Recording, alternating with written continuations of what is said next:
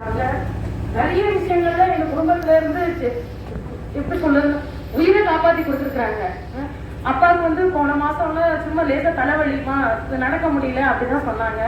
நான் போய் டாடா ஹாஸ்பிட்டல்ல பார்க்கலான்னு போனா பிபி ஏதாவது இன்க்ரீஸ் ஆயிருக்கும் அப்படின்னு சொல்லிட்டு போனோம். பார்த்தா அப்பாவுக்கு பல்ஸ் சுத்தமாவே இல்லை, 40% தான் ஹார்ட்டை ஃபங்க்ஷன் ஆகுது அப்படின்னு சொல்லிட்டாங்க. அப்புறமா நீங்க கண்டிப்பா ஆப்ரேஷன் பண்ற அளவுக்கு இருக்கு, கண்டிப்பா பண்ணி தான் ஆகணும், அதுக்கு இமீடியட்டா பண்ணணும்னு சொன்னாங்க. சரி நாங்க அப்புறம் 3 லட்ச ரூபாய்க்குள்ள செலவாகும் ஓகே அப்படின்னு சொல்லிட்டு அட்மிட் பண்ணியாச்சு. 11ஆம் தேதி ஆப்ரேஷன் முடிஞ்சிருச்சு. 13ஆம் தேதி பல்ஸ் இன்க்ரீஸ் ஆகவே இல்லை.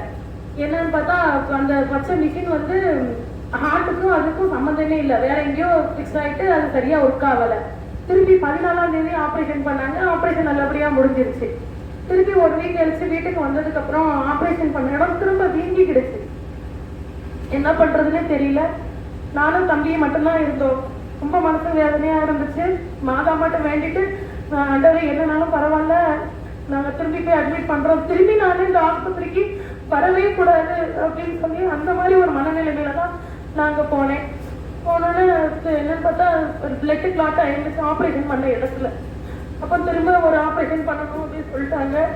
திரும்பி அன்னைக்கு நைட்டு எமர்ஜென்சியில் அட்மிட் பண்ணி அடுத்த நாள் காலையில சண்டே வேற, அன்னைக்கு டாக்டர்ஸ் யாரும் இல்லை. அப்புறம் எமர்ஜென்சியா வந்துதான் ஒரு டாக்டர் ஆப்ரேஷன் பண்ணாரு. திருப்பி 4 நாள் நாங்கள் ஹாஸ்பிட்டல்ல இருக்கோம். ஆண்டவர் அப்பாவை எங்களுக்கு நல்லபடியா திருப்பி கொடுத்துருக்குறாங்க. அதுக்கு கோடி நன்றி. மேல வீடு கட்டிக்கிட்டு இருக்கோம், அதை சீக்கிரம் அம்மா முடிச்சு தருவாங்கிற நம்பிக்கையோட நாங்க இருக்கோம். தம்பி கேமரா வாங்கிட்டான். இன்னொன்று யூனியன் கார்டு எடுக்கணும்னு 10 வருஷ கனவு அவனது. யூனியன் கார்டு எடுக்கணும் சிலிபீட்ல அப்படின்னு சொல்லிட்டு நல்லபடியா யூனியன் கார்டு. ஆமா, 1 வருஷம் கடன் இல்லாம எங்களை நடத்திருக்காங்க.